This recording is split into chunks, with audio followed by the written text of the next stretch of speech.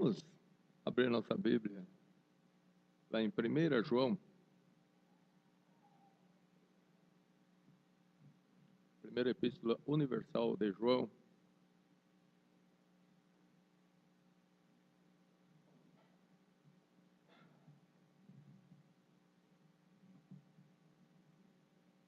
Capítulo 2.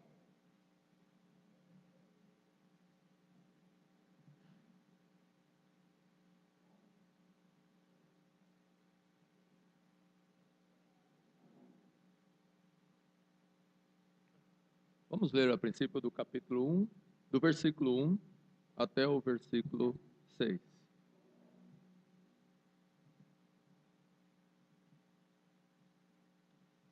Diz assim a palavra de Deus: Meus filhinhos, estas coisas eu vos escrevo para que não pequeis. E se alguém pecar, temos um advogado para com o Pai, Jesus Cristo, o justo. Ele é a propiciação pelos nossos pecados. E não somente pelos nossos, mas também pelos de todo o mundo. E nisso sabemos que o conhecemos, se guardamos os seus mandamentos. Aquele que diz, eu o conheço, e não guarda os seus mandamentos, é mentiroso e nele não está a verdade. Mas qualquer que guarda a sua palavra, o amor de Deus está nele verdadeiramente aperfeiçoado. Nisto conhecemos que estamos nele. Aquele que diz que está nele, também deve andar como ele andou. Vamos fazer mais uma oração, irmão, assim como estamos mesmo? Senhor nosso Deus, Pai, primeiramente, Senhor, queremos agradecer ao Senhor pela Tua palavra, que vem, Pai, sempre a enriquecer-nos do conhecimento da Tua vontade, Senhor. Que a Tua palavra, Senhor, sempre fale ao nosso espírito, a nossa vida, Senhor, como um todo, de maneira que possamos nos deixar levar por ela, Senhor. Todo o nosso viver, nossas necessidades, tudo seja direcionada pela Tua palavra, Senhor. Fortalece-nos, Senhor, nessa necessidade que temos de crer na Tua palavra, de nos entregarmos a ela, de deixarmos que ela verdadeiramente seja o norte nosso, de todo o nosso viver. De maneira, Senhor, que sejamos pessoas crentes em verdade, comprovando nossa confiança no Senhor, na Tua palavra, por meio dessa entrega a ela, fazendo tão somente aquilo que ela nos orienta. Eu te peço, ó Deus, que o Senhor perdoa, Pai, o pecado do Teu povo, perdoa os meus pecados, Senhor, meus flagelos, me ensina a viver, Pai, conforme Teu querer, mas não somente a mim, também peço por toda a igreja, que todos nós sejamos, Deus, flexíveis, maleáveis, pronto a ser moldado pelo Teu Espírito, quando, Pai, nos deparamos com os ensinamentos da Tua palavra. Que esse texto de hoje, Senhor, tudo que vai ser dito aqui hoje, possa ser para a edificação da Tua igreja. Usa-me, Pai, como um instrumento nas Tuas mãos, para falar a este povo, que é o Teu povo, que o Senhor comprou, Pai, com o Teu sangue. Em nome de Jesus. Amém.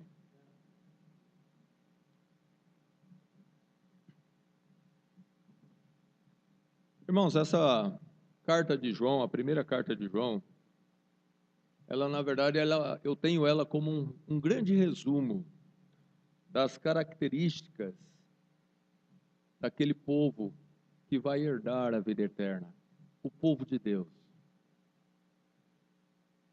João fala muito claramente dessas coisas, se nós discorrermos pela epístola. Ele fala exatamente dessas características. Eu fiz um sumário aqui delas antes de nós darmos sequência, e tem uma parte que ele fala, olha, aquele que está na luz e odeia seu irmão, ele está em trevas. Mas se você ama seu irmão, então você está na luz. Opa, então vem aí uma característica, né? Se eu sou da luz, eu sou de Deus, então eu amo meus irmãos. Eu quero estar com eles. Eu os defendo. Eu participo da vida deles. Eles são a minha família. Eles são muito importantes para mim. Você ama. Lembrando sempre que o amor, ele se prova pela prática, não? Não tem como você provar seu amor senão pela prática, não é? Como nós provamos que nós amamos? Deus provou seu amor para conosco. Não ficou só nas palavras. Então, uma das características de um verdadeiro cristão é que nós provamos nosso amor para com os irmãos.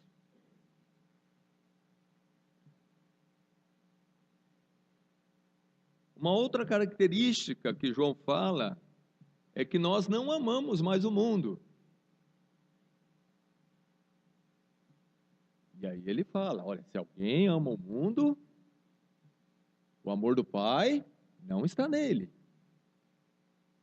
Mas se eu não amo mais esse mundo, eu não tenho mais anseio por ele, estou nele por necessidade, mas não estou engodado por ele, não sou atraído por ele nem para ele, então eu posso deduzir que o amor do Pai está em mim.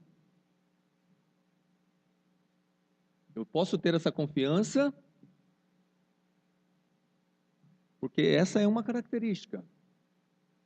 A rejeição das ofertas do mundo.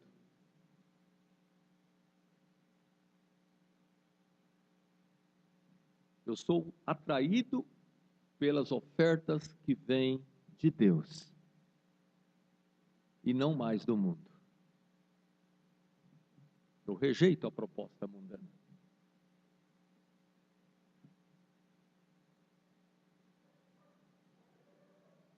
Uma outra característica que ele fala nessa passagem, em tudo isso aqui em 1 João, que eu gostaria que quem não leu ainda profundamente, que lesse, examinasse 1 João por inteiro, especialmente os recém-convertidos. Essa foi a primeira carta que o meu pastor, na minha conversão, me indicou. Leia 1 João. E depois leia o Evangelho de João. Então já está para você aí, tá? Leia 1 João.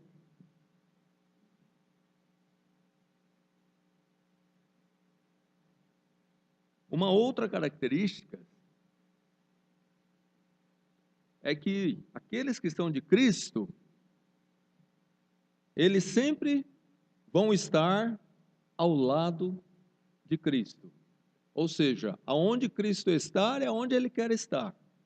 Cristo está na sua igreja, com a sua igreja, e Ele quer estar ali.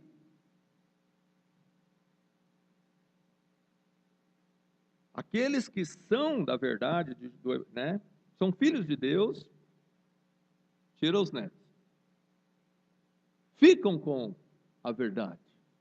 Por isso que João fala, olha, muitos saíram de nós, porque não eram de nós. Porque se fossem de nós, ficariam conosco. Mas isso é para mostrar que não são todos de nós. Então, uma boa característica de que eu sou um servo de Cristo é que eu quero estar fazendo parte, membro, servindo a Cristo por meio da sua igreja. E se eu tenho a intenção de sair dela, se ela me incomoda, se ela não é meu amor primário, então é porque talvez eu não sou de Cristo ainda. Precisa de arrependimento ainda e de fé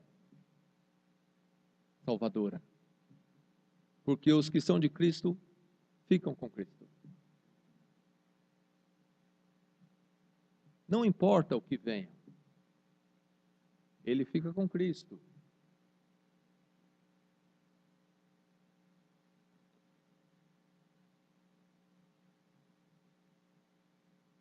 Uma outra característica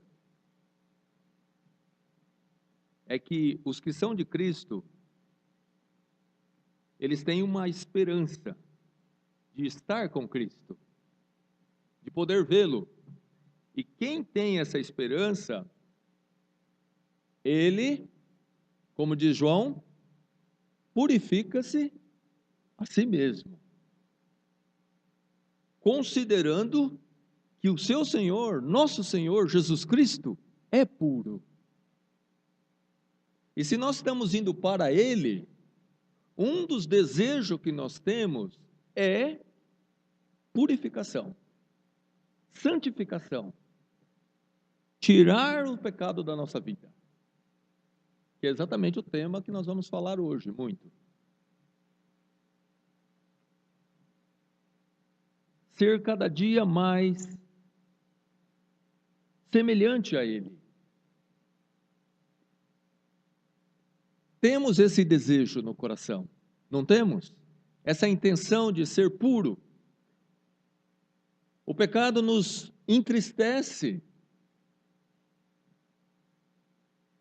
E João coloca isso como uma característica de um verdadeiro cristão, de uma pessoa que vai herdar a vida eterna. Ele anseia por pureza. Ele anseia por pureza. Ele não anseia pelo pecado, mas ele anseia ser puro, assim como ele é. Eu anseio pureza na minha vida. Eu quero cada dia ser mais santo. Então, Senhor, é porque o Teu Espírito está operando em mim. Não tenho prazer no pecado. Uma outra característica é que um servo de Jesus Cristo,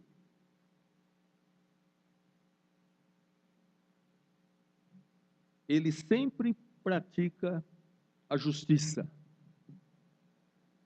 Ou seja, ele sempre busca o que é reto, direito, diante de Deus.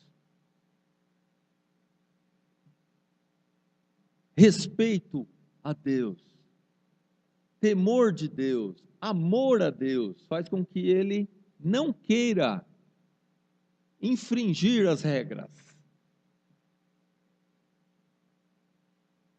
Mesmo as regras mundanas, o crente ele tem aquela preocupação de não contrariar a lei, porque ele tem uma preocupação muito maior, que é não causar escândalos ao nome do seu Senhor, a quem ele ama. E ele tem uma intenção, ele tem aquela preocupação de praticar justiça, juízo e justiça, dando assim claramente a evidência de que ele é dirigido por Cristo, glorificando a Cristo por meio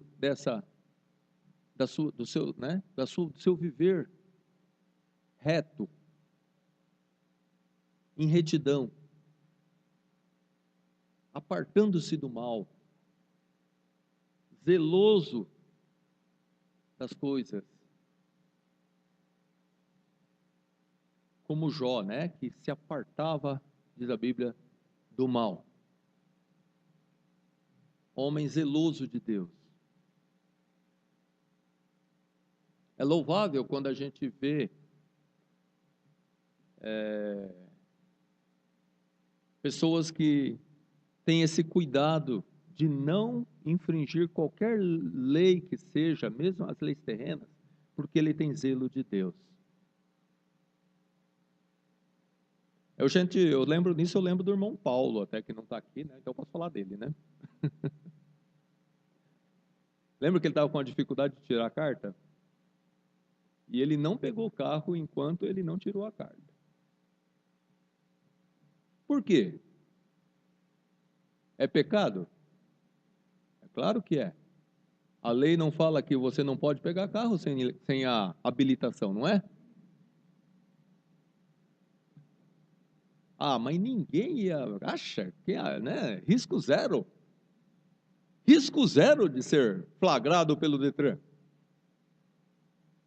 Mas não risco zero de ser flagrado por Jesus Cristo. E a preocupação nossa, irmãos, é com o nosso Senhor. Muito mais devedores do que aos homens, nós somos devedores a Deus. Pensemos nisso. Deixemos-nos conduzir por esse princípio. A nossa vida tem que ser dirigida por esse princípio. Mais importa agradar a Deus do que homens. Somos devedores àquele que nos amou e nos salvou de quem nós somos e para quem estamos indo. Então, uma das características é essa. Ele pratica justiça. Uma outra característica,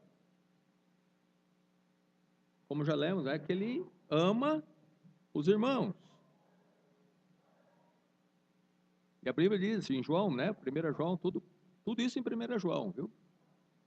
Que aquele que não ama seu irmão, não é de Deus. Uma outra característica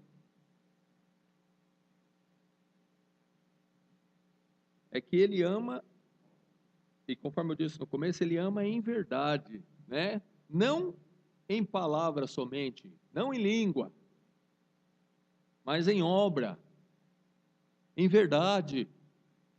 Ele vai lá e faz a obra de amor. Ele pratica o amor. Não é dizer, ô irmão, eu te amo. Ok. Mas que prova substancial você tem do seu grande amor para com os irmãos?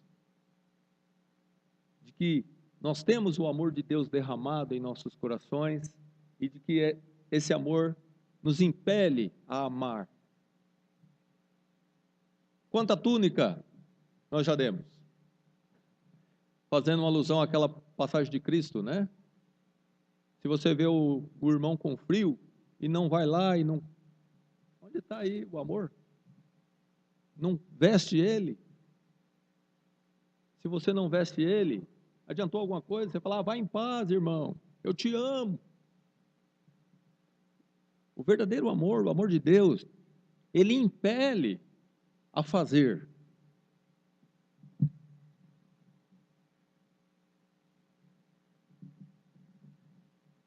Então essa é uma boa característica de um servo de Deus, que ele está sempre impelido a socorrer o irmão, a fazer parte, a marcar presença. No que estiver ao seu alcance, ele está ali porque ele ama. O amor constrange e ele vai e faz. Não precisa empurrar, porque o empurrão, quem dá é esse amor de Deus derramado no seu coração. Não precisa de dizer. Hoje à tarde nós estávamos estudando aí, né, e teve algumas características de necessidade de uma igreja. E o pastor perguntou, né, quem é que deve fazer isso aí? Eu diria que quem deve fazer é quem ama. Fraternalmente, porque se você ama, você é a pessoa indicada para fazer. Talvez você não tenha todo o preparo, mas você tem o principal, o amor, o desejo de ver aquela pessoa resgatada, recuperada, sanada, crescendo. E você faz o que está ao seu alcance, dentro do seu potencial, para poder ver se isso acontece.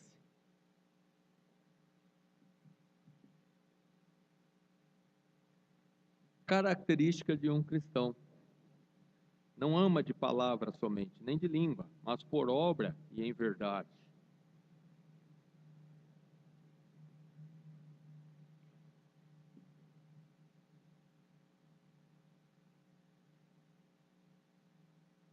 E uma outra característica que João coloca aqui é que, assim como Deus nos amou, antes que nós o amássemos, e é dessa forma que nós devemos amar uns aos outros. Aquele amor que vai além das portas da igreja, além dos nossos queridos, é amarmos os nossos inimigos, amarmos aqueles que nos ofendem, aqueles que nos querem mal.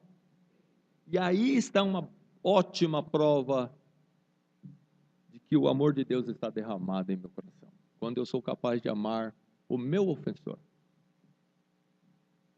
aquele que não me quer bem, e eu consigo orar por ele com genuína intenção de coração e pedir que Deus o perdoe e o salve.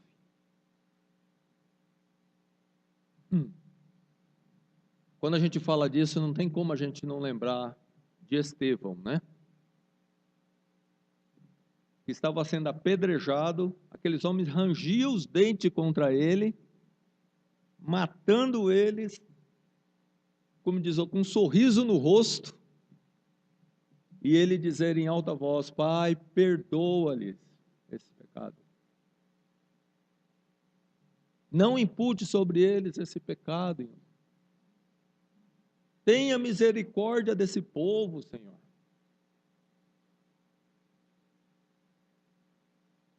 Não estão sabendo o que estão fazendo.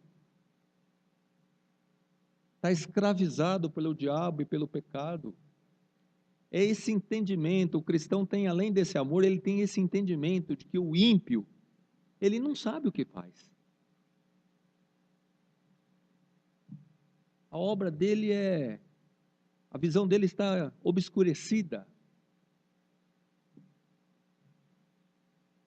Seu entendimento está entenebrecido. E o cristão olha para ele e tem compaixão dele. E ora intercessoriamente por ele, desejando que Deus se compadeça dele, como se compadeceu dele mesmo, de si próprio. Obras de cristão.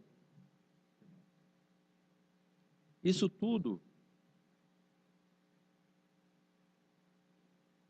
tem que estar atuante na nossa vida, tem que fazer parte do nosso dia a dia.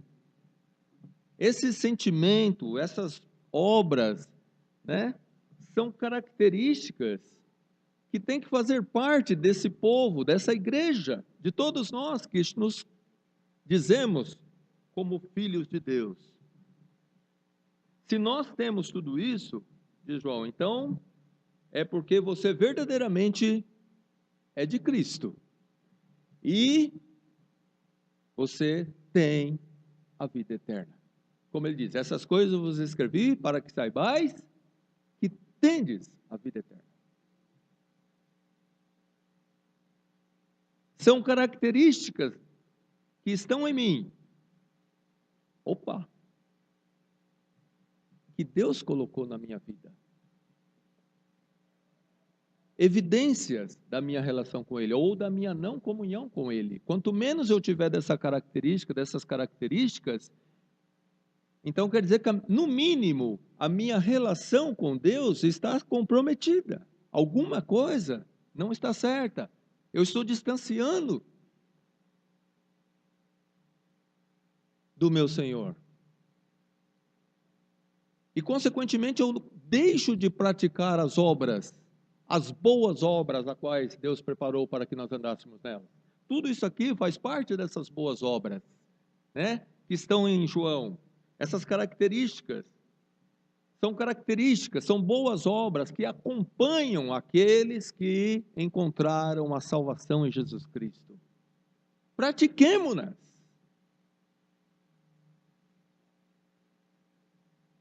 Deixemo-nos moldar pela sagrada palavra de Deus. Clamemos ao Senhor que tenhamos cada dia mais e mais dessas características. Busquemos elas, vejamos a nossa vida.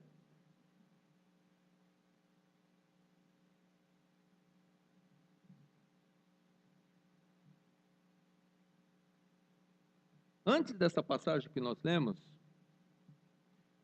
ainda aqui no começo, na 1 João, no capítulo 1,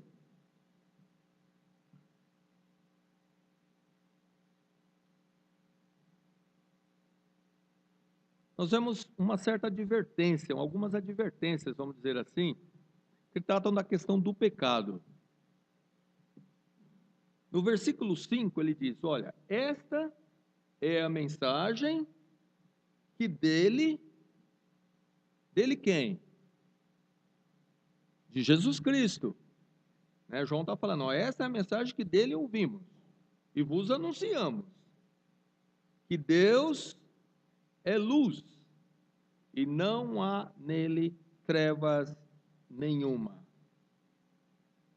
Interessante aqui, irmãos, eu notei que, quer dizer, bastava dizer no positivo, né? No afirmativo, que Deus é luz. Mas João faz questão de ressaltar, né? Essa afirmação com uma negativa, dizendo, e não há nele trevas nenhuma. Então, o nosso Deus, a quem nós servimos, de quem nós somos, aquele que nos salvou, ele é completamente à parte de qualquer pecado. Deus não está sujeito ao pecado. Ele é luz e não há nele trevas nenhuma. Não há injustiça alguma em Deus. Não há injustiça alguma em Deus, irmãos. Tomemos o cuidado para, de alguma forma, num momento de ímpeto ou de uma ocasião difícil, a gente, de alguma forma, passar pelo nosso coração que Deus é injusto. Porque Ele é justo em todos os seus caminhos. É o que diz a palavra de Deus no Salmo 145, 17. Justo é o Senhor em todos os seus caminhos. Não é na maioria, é em todos os caminhos dele. E santo em todas as suas obras. Esse é o nosso Deus, justo em todos os seus caminhos, santo em todas as suas obras. Nós é que somos injustos para com Ele e pecadores para com Ele, mas nunca dele para conosco. Demos sempre glórias ao nosso Deus, reconhecendo que tudo o que Ele procede dele é justo. Porque Ele é justo em todos os seus caminhos. há uma ideia que se passa de que Deus não é completamente justiça, que pode ter heresia nele. Jamais, irmãos, nós titubeemos em defender totalmente a plena e total justiça e santidade de Deus. Jamais aceitemos alguém dizer que pode haver injustiça em Deus. Não consinta que o nosso coração nos engane, talvez querendo atribuir a Deus alguma culpa por alguma coisa que nos acontece. Porque Deus, todos os seus caminhos são justiça. Se nós cremos nessa palavra, então nós vamos glorificar a Deus, dando essa glória a Ele. E só Ele é assim.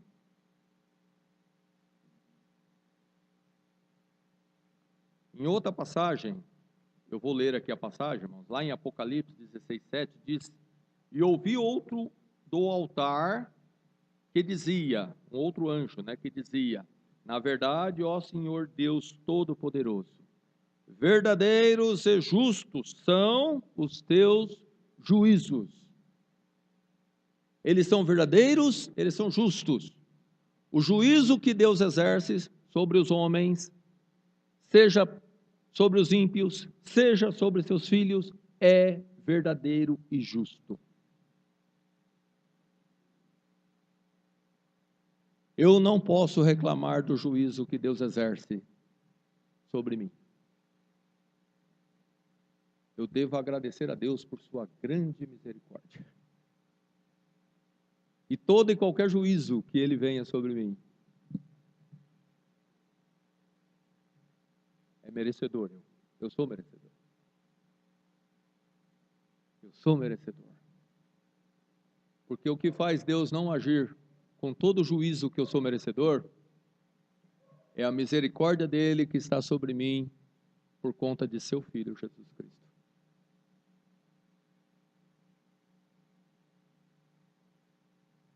E como nós lemos, está sentado à destra dele, intercedendo por mim.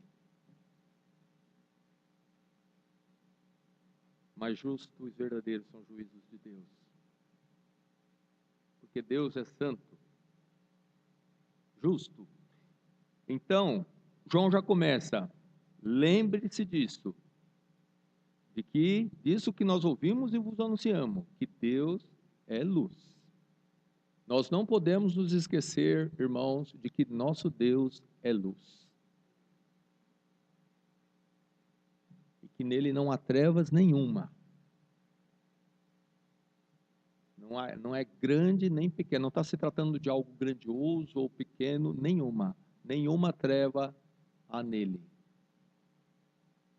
Nós temos que saber quem é o nosso Deus. Nós temos que ter consciência de quem é o nosso Pai. Nós temos que ter essa consciência de quem nós servimos, para podermos saber como nos conduzirmos,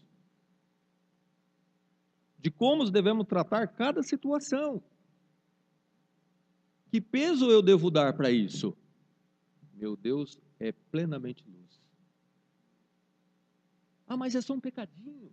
Meu Deus é 100% luz.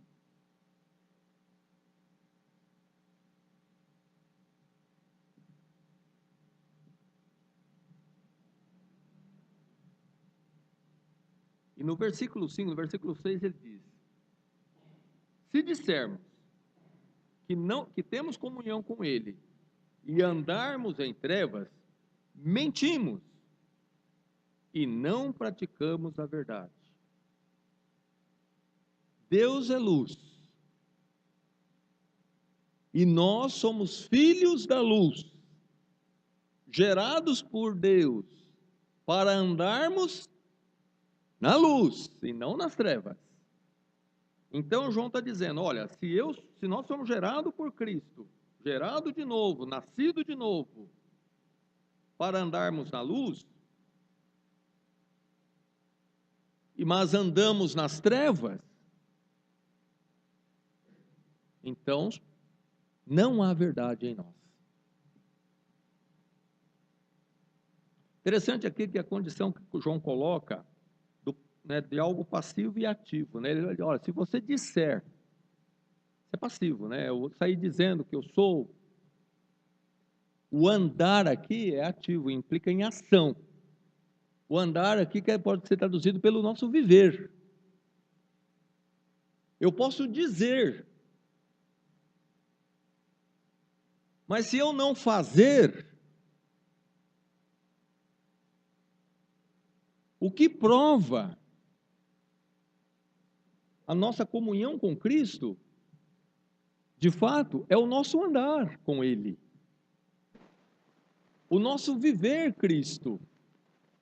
Paulo falou, né? Para mim, o viver é Cristo. Ou seja, todo o contexto da vida dele, daquele homem, tinha que estar norteado, inserido, dirigido por Cristo. Era a razão da vida dele e deve ser a nossa razão também. Dessa forma, nós teremos cada vez mais sólida a nossa convicção de que nós somos de Jesus Cristo. Porque não é só pelo dito, mas é pelo que nós fazemos.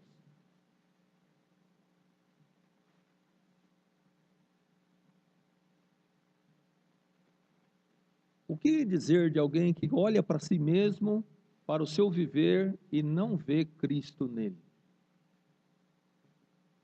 Mas eu não posso, como é que...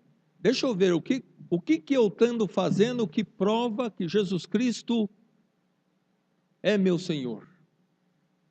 Quais são minhas boas obras nele? Então, vamos analisar nossos pensamentos. Meu dia a dia. Qual é a minha prioridade de vida? A prioridade nos meus pensamentos, no meu levantar, logo de manhã. Qual é o meu zelo? Qual a minha maior preocupação para o começo daquele dia? É honrar e glorificar o nome de Cristo? É apenas um exemplo. Ou será que já levanta com as preocupações dos afazeres? De como eu vou fazer isso, aquilo outro?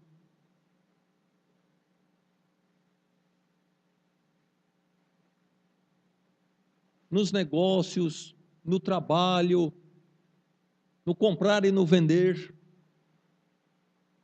no lazer, nas amizades, nos lares. É isso, irmãos. É no nosso viver. Em tudo isso, Deus tem que estar inserido. Eles têm que estar no comando. Estando Ele no comando, de fato, é uma prova de que Cristo está em mim e eu nele.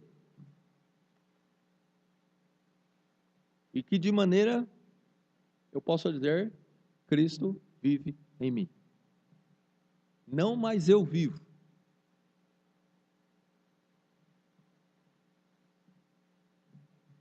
Nós podemos afirmar isso? Uma pergunta retórica. Eu posso afirmar isso?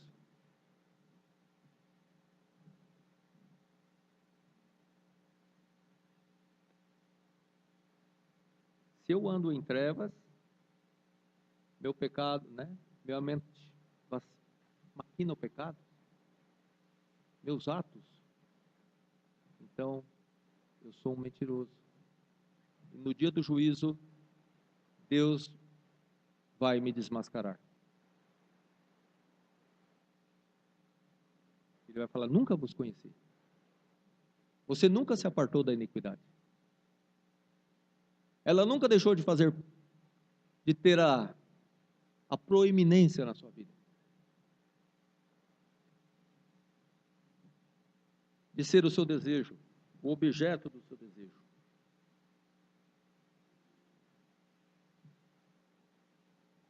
Então, o verdadeiro cristianismo, a verdadeira comunhão com Deus, ela é evidenciada por esse viver justo e santo, esse andar com Deus. Andar com Deus. Quando a gente fala em andar com Deus, quem foi que andou com Deus?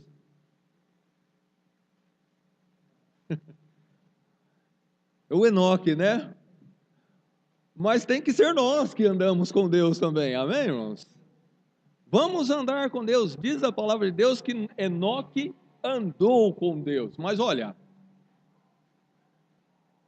tem muitos irmãos que andaram com Deus, viu? Abraão andou com Deus. Davi andou com Deus.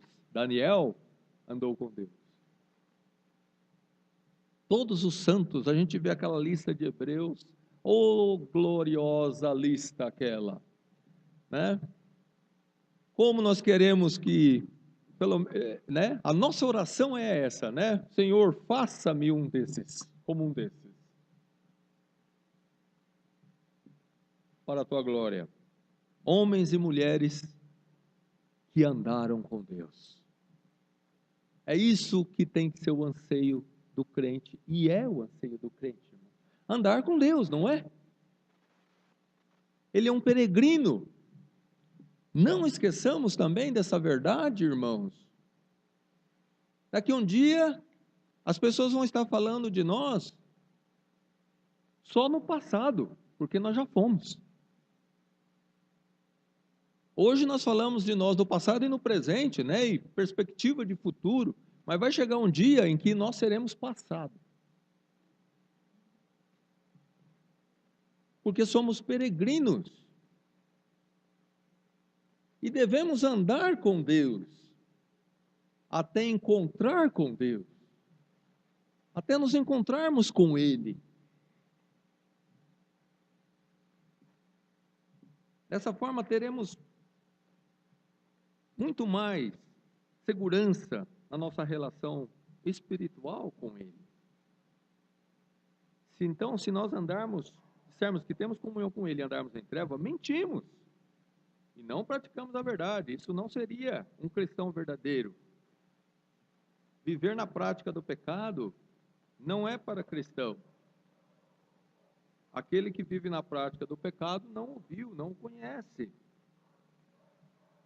Mas se andarmos na luz como Ele na luz está, diz o versículo 7, temos comunhão uns com os outros, e o sangue de Jesus Cristo, seu Filho, nos purifica de todo o pecado. Aí vem a questão do verdadeiro cristão. O falso cristão, o cristão nominal, ele não consegue andar com Deus, ele não consegue ter comunhão com Deus porque ele anda em trevas, ele anda namorando o pecado, ele anda dando oportunidades uma e outra para o pecado na vida dele. Mas o cristão verdadeiro, aquele que foi genuinamente lavado no sangue de Jesus Cristo, ele anda na luz.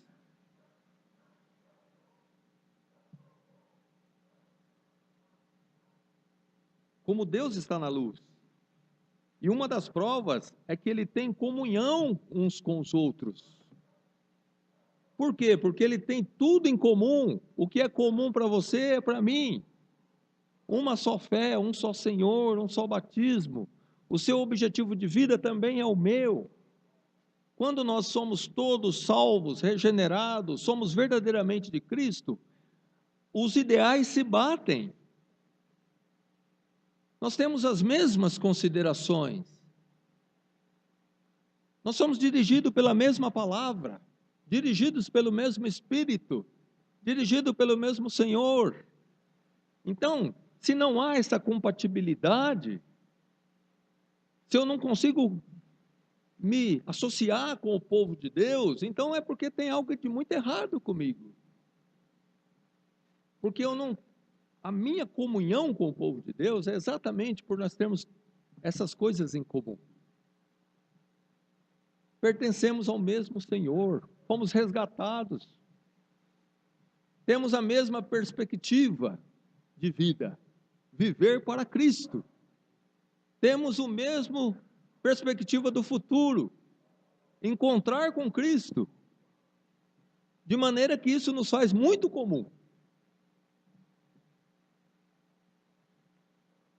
Se andamos na luz, nós temos comunhão uns com os outros. Uma pessoa que se diz crente, irmãos, mas que não tem comunhão com os crentes, antes tem muito mais prazer com os ímpios do que com o cristão, tem muito mais prazer na vida lá fora do que na vida da igreja. Estranho, não? Pelo menos muito estranho se ler a palavra de Deus e vermos as características de um cristão. E uma delas é que ele tem prazer no povo de Deus. Davi diz: alegrei-me, como disseram, vamos à casa do Senhor. Te adorar, Senhor, estar em comunhão. A gente vê a vida daqueles homens, e apesar dele estar envolvido, né, o Davi era um rei, tinha muita coisa a sua, né? Daniel era um estadista, mas parece que tudo isso parece que passou desapercebido na vida deles.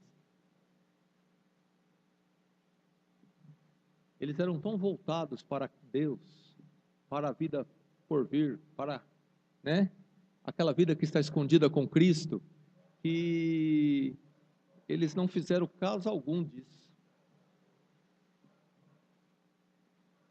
Na verdade, o objeto de desejo deles, se você reparar bem, era Jesus, era Deus, a comunhão com Deus, as coisas de Deus. Eles eram ansiosos por aquilo que vinha de Deus. Irmãos, uma bela característica essa. Uma boa característica é quando nós somos ansiosos por aquilo que é de Deus. Quando nossos pensamentos são muito norteados por aquilo que é de Deus, do alto.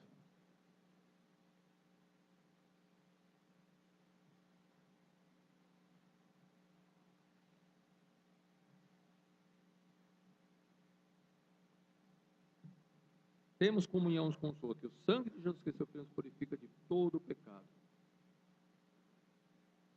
Se dissermos que não temos pecado, diz o versículo 8. Primeiro ele fala, né, no versículo 6, que daqueles que são cristãos nominais, mas não são verdadeiramente cristãos, porque andam nas trevas.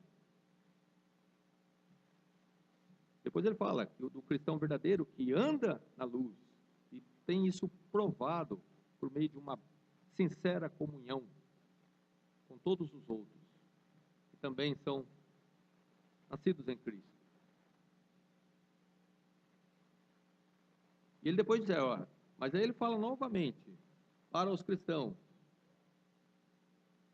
se dissermos que não temos pecado, enganamos-nos a nós mesmos e não há verdade em nós. Irmãos, eu quero colocar aqui, eu sei que essa passagem ela é muito abrangente, né? Mas muitas vezes a gente somos hipócrita conosco mesmo.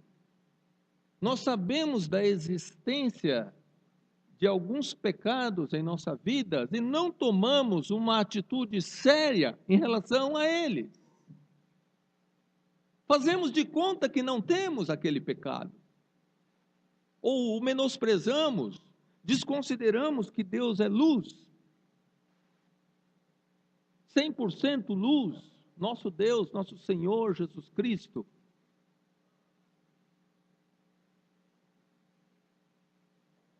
E não confessamos os nossos pecados.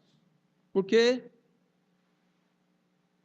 Porque não tratamos eles da forma como devem ser tratados. Fazemos pouco caso. Achamos que podemos ter comunhão com Deus e ao mesmo tempo carregá-los por toda a nossa vida. Não tratamos.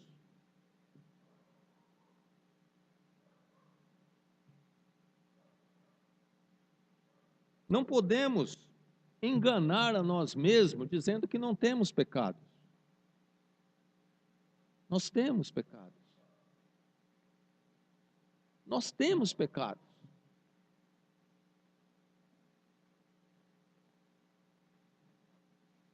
Isso é ser falta de honestidade conosco mesmo. Eu sou um hipócrita, eu estou sendo falso comigo quando eu não trato dos meus pecados.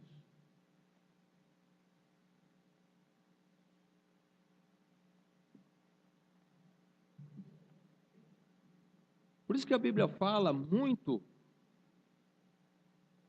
de nós examinarmos a nós mesmos. Hoje mesmo foi tomada a ceia, não foi? Não tomamos a ceia? Quem esteve aqui de manhã? Opa, vou pedir para levantar a mão.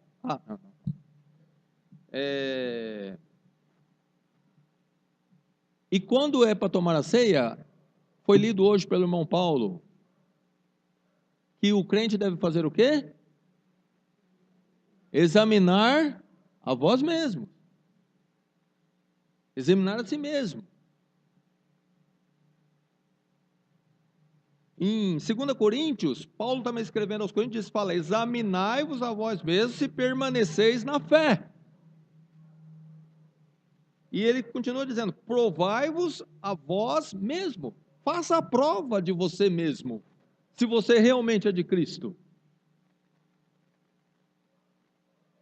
É melhor nós provarmos agora a nós mesmos do que no dia do juízo, onde não vamos poder provar nada.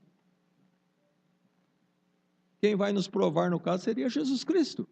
Quem vai provar o ímpio no dia do juízo é Jesus Cristo. Ele não vai provar, ele vai afirmar. Nunca vos conheci, vós que sempre praticou iniquidade. Examinai-vos, provai-vos. Veja como está a sua vida diante de Deus. Como está a minha vida diante de Deus? Como está a sua? Examinai. Você está a caminho do céu? Nós estamos nesse propósito de servir a Deus? Como está então a nossa vida? Quanto tempo faz que nós fomos resgatados na nossa vã maneira de viver por Cristo? Quanto tempo faz que nós nos convertemos? O que aconteceu de lá para cá? Fazendo um exame hoje, o quanto eu cresci espiritualmente, o quanto eu estou mais parecido com Cristo do que quando eu era, do que não vou falar quantos anos atrás.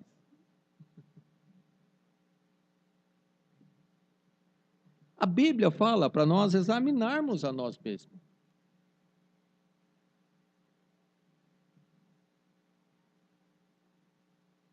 Nós temos que ser sinceros, irmãos, diante de Deus. Deus espera do seu povo que ele seja um povo sincero. Sincero, honesto, para com Deus, para com a igreja, consigo mesmo,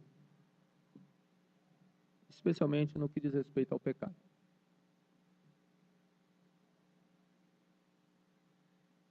Eu acho que facilmente nós podíamos ser acusados de falta de honestidade com relação a isso.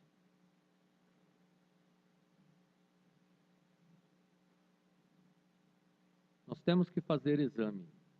E se existe pecado, nós temos que fazer o que com ele? É o versículo 19, né? Confessar os nossos pecados, não é? Se confessarmos, se nós dissermos que nós não temos pecados, somos mentirosos. Mas se nós chegarmos e tratarmos do pecado, é isso, confessar é tratar. E deixar. É fazer o que precisa ser feito. É fazer o que precisa ser feito.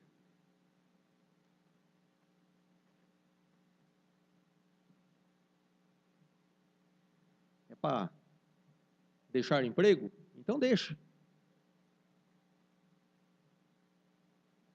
É para quebrar a televisão? Então quebre.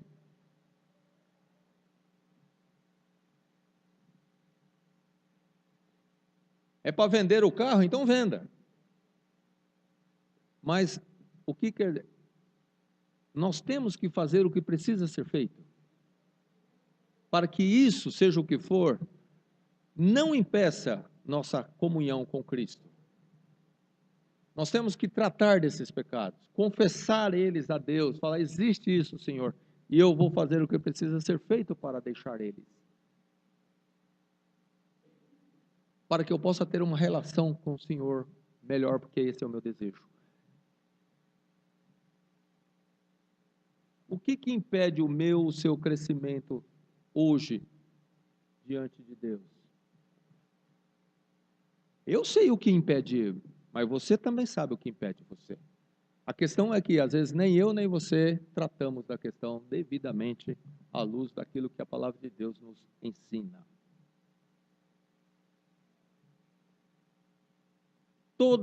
Eu creio que todos nós podíamos ser muito mais úteis, muito mais santos, muito mais preparados para toda boa obra.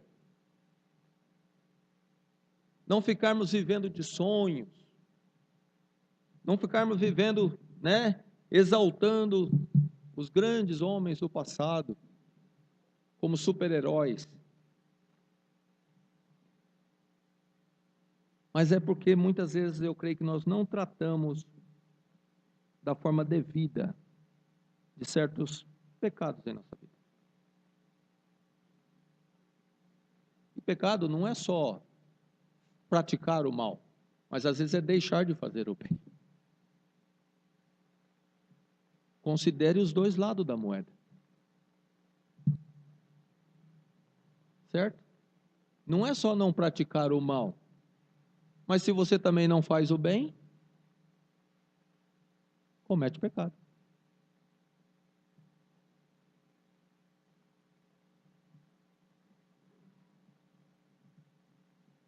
Deus requer que o seu povo seja um povo agressivo contra o pecado.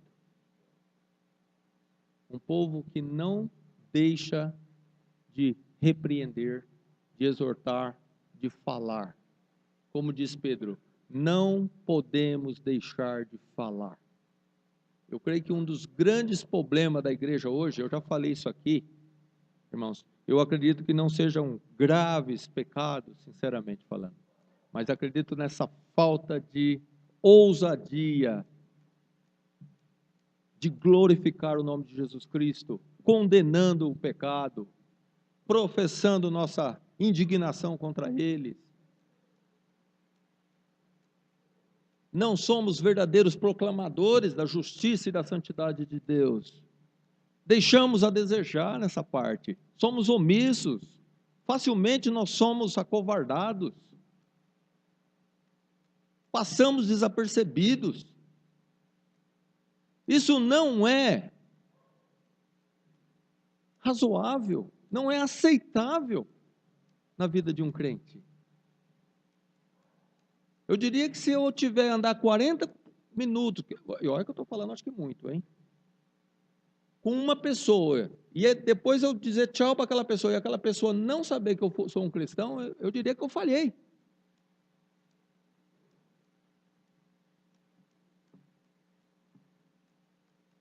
A verdade é que a gente se esconde.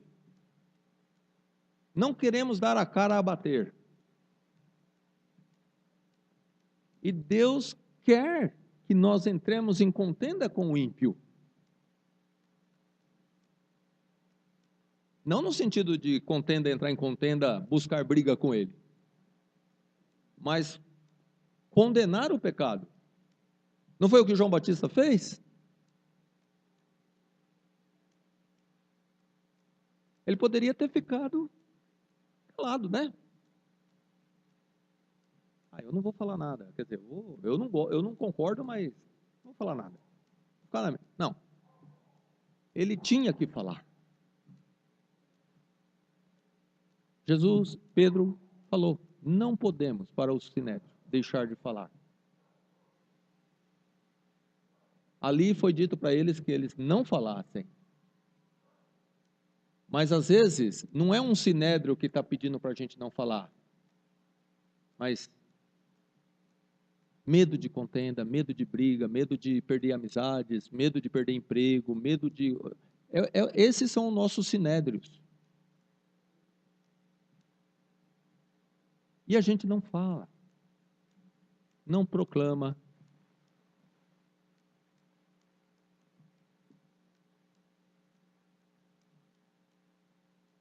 Nós temos que confessar nossos pecados e pedir a Deus poder, força, para o vencer.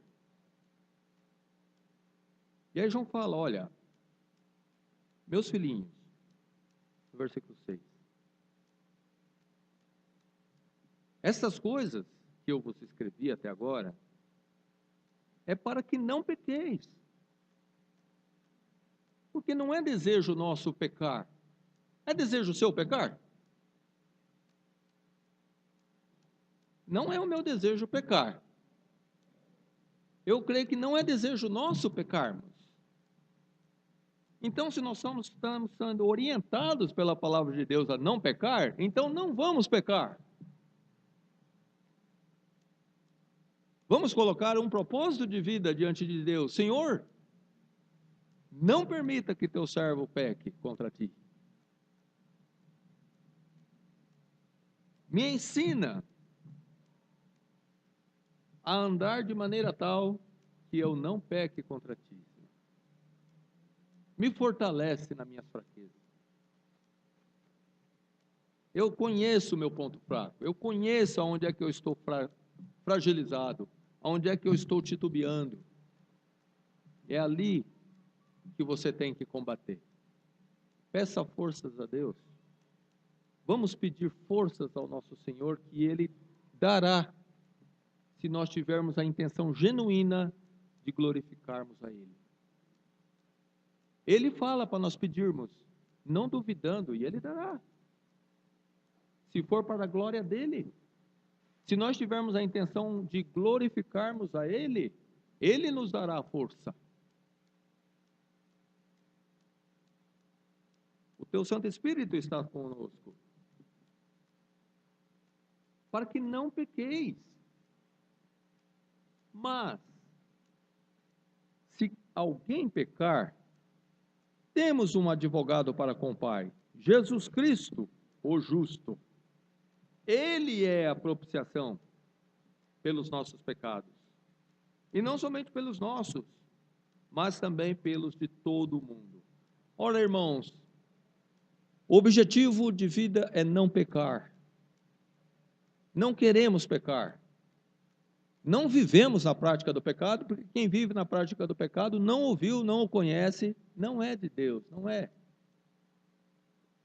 Mas se nós temos pecado, devemos confessar esses pecados e deixá-los. E se porventura uma hora nós pecarmos, nós temos que ter a consciência de que existe alguém que intercede por nós. Jesus Cristo, o justo. Nós temos que crer que Deus aceita a intercessão do seu Filho.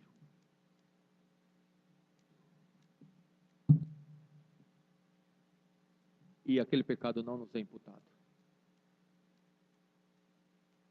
Nós temos, irmãos, que ter essa confiança, essa certeza, que muitas vezes nós parecemos demonstrar que não temos, que nossos pecados são perdoados. Lógico, eu não estou falando, o cristão ele vai entristecer pelo pecado, não há dúvida, ele vai chorar amargamente às vezes. Mas isso não quer dizer que ele não confia que aquele pecado já foi perdoado. Ele está triste porque ele não queria pecar, como nós temos lido aqui. Pedro não queria ter negado Jesus. Mas na hora da tentação, naquele momento de vida ou morte, a natureza humana falou mais alto na vida dele. Satanás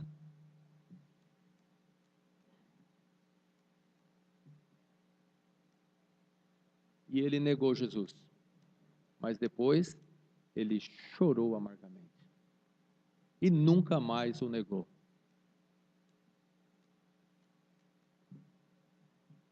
E ele confiou no perdão de Deus, no perdão de Cristo. Porque Cristo verdadeiramente perdoa. Eu me sinto perdoado por Cristo. Eu me sinto perdoado por Deus, graças à obra de Jesus Cristo. A obra dele foi plenamente aceita em meu favor.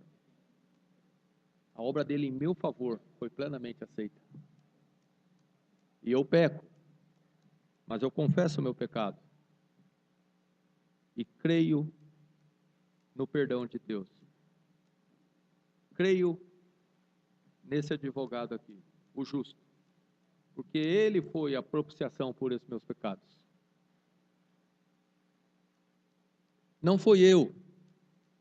Não é com base no meu mérito, nem no seu, não é? Mas é no mérito de Jesus Cristo.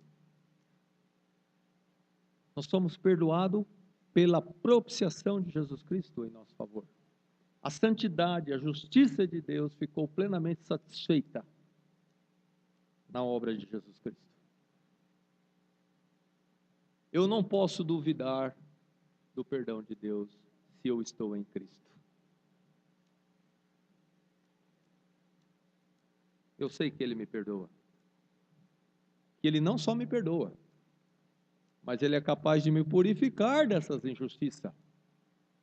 Porque o desejo do crente não é só ser perdoado, mas é ir e não pecar mais.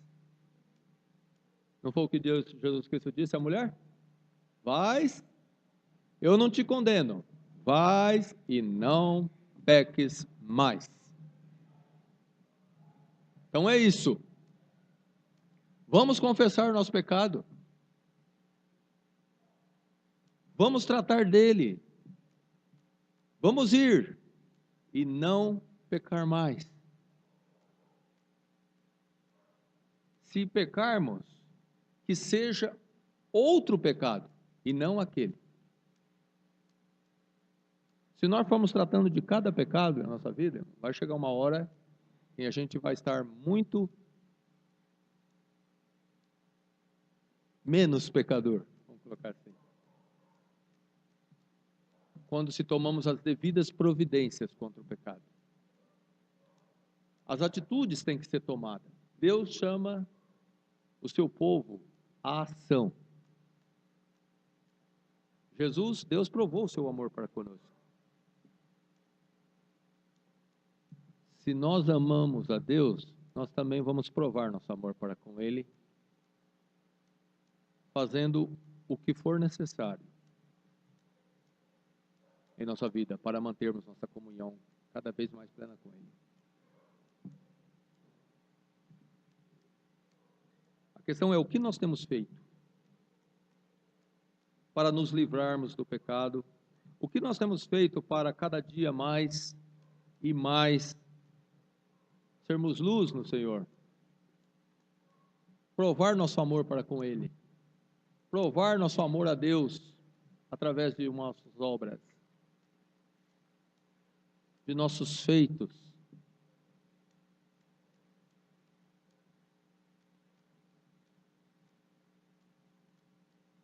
E no versículo 3 ele diz, no versículo capítulo 2, né? E nisso sabemos que o conhecemos, se guardamos o seu mandamento. Aquele que diz, eu o conheço e não guarda os seus mandamentos, é mentiroso, e nele não está a verdade. Mas qualquer que guarda a sua palavra, o amor de Deus está nele verdadeiramente aperfeiçoado, presente ali. Nisto conhecemos que estamos nele, porque guardamos os seus mandamentos. Fazemos a vontade de Cristo. Desejamos fazer a vontade de Cristo. Procuramos saber qual é a vontade de Cristo. Estudamos a sua palavra para saber dele, para podermos praticar. Sondamos a nossa vida para ver se há algum pecado, talvez que esteja passando desapercebido, e logo tratamos dele. Irmãos, feliz o homem, feliz o crente, feliz aquele que toma essas atitudes na vida, de buscar sempre a comunhão com Cristo, fazendo essas análises, considerando a sua própria vida, considerando que Deus é luz e que nele não há trevas nenhuma, e que assim como ele é luz, nós devemos ser luz no Senhor.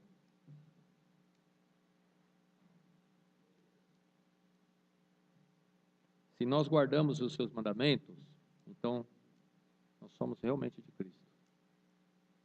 Então nós conhecemos ele. Não somos mentirosos. Deus, o amor de Deus está verdadeiramente aperfeiçoado em nós. Porque é impossível uma pessoa onde o amor de Deus se faz presente e ele não guardar os mandamentos de Cristo. Não o amar.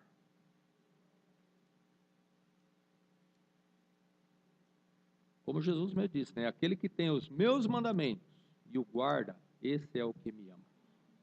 E aquele que me ama será amado de meu Pai. E eu o amarei e me manifestarei a ele. João 14, 21. Quem não me ama, não guarda minhas palavras. Ora, a palavra que ouvistes não é minha, mas do Pai que me enviou. João 14, 24. Nisso conhecemos que nós amamos a Deus e guardamos os seus mandamentos.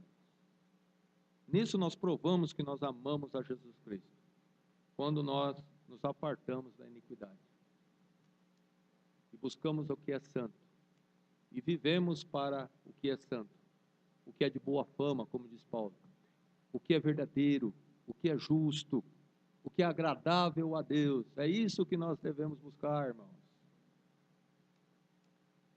Vamos buscar exatamente isso, aquilo que é agradável a Deus. Não vamos continuar buscando interesses egoístas nossos. Não somos mais de nós mesmos. Eu não posso me esquecer dessa verdade, você também não. Nós somos comprados, nós pertencemos a Jesus Cristo. E não é lícito que nós vivamos mais para nós mesmos, buscando nossos interesses, colocando pessoas, coisas acima de nosso Senhor Jesus Cristo. Sabe por que muitas vezes nós naufragamos? Porque insistimos em não amar a Deus sobre todas as coisas. Até parece que nós não somos dele, que nós não estamos indo para ele, até parece que nós não somos peregrinos.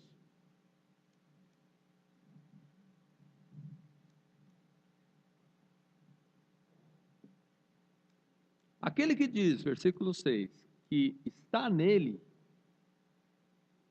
de capítulo 2, versículo 6, aquele que diz que está nele, também deve andar como ele andou. Como Cristo andou? Em perfeita obediência ao Pai. Como é que então nós devemos andar? Em perfeita obediência a Jesus Cristo.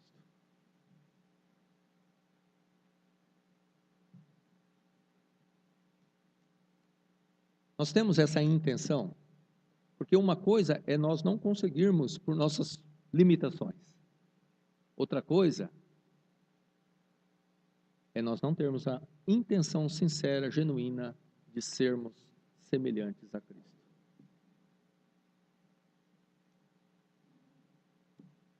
Nós vemos pessoas imperfeitas na palavra de Deus, mas que tinham o desejo sincero de ser cada dia mais apartado da iniquidade, cada dia mais semelhantes a Jesus Cristo. Pessoas que não fizeram conta de bens, como nós vimos na primeira igreja lá em Jerusalém.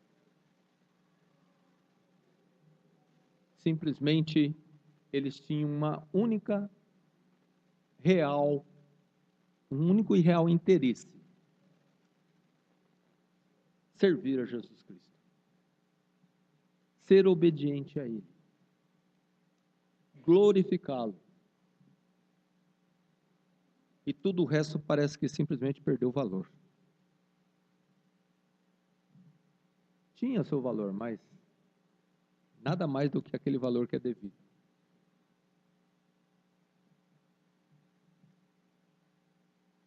Em Lucas 6,46, Jesus fala assim para um grupo de pessoas: por que me chamais Senhor, Senhor, e não fazeis o que eu vos digo?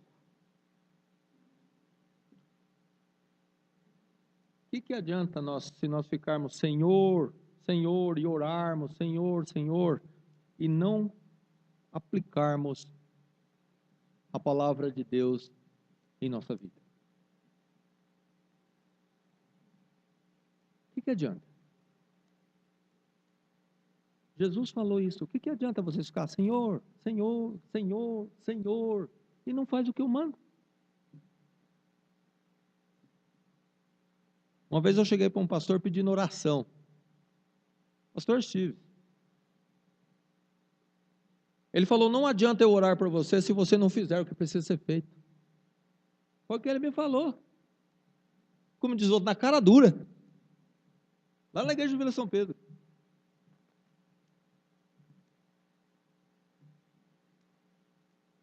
Ele tem razão. Porque a palavra de Deus fala isso. E Jesus acabou de falar assim: não adianta você ficar, Senhor, Senhor. Não faz o que eu mando. Não faz os ajustes. Não me ama de verdade. Não faz nenhuma mudança. Não sacrifica nada por mim. Não tem sacrifício. Não tem abstinência de pecado, de prazeres por minha causa. Nada acontece. Não proclama meu nome. Se intimida diante dos incrédulos.